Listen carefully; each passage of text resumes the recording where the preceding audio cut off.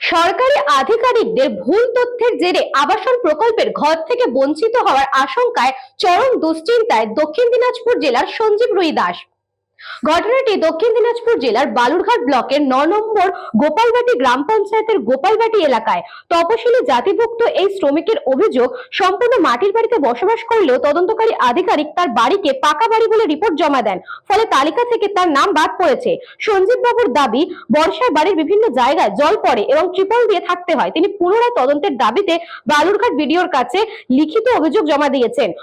আবাসনের তালিকায় তার নম্বর থাকলেও প্রথম কিস্তির টাকা তিনি পাননি। এটা এখন কি করে বুঝবো আমি?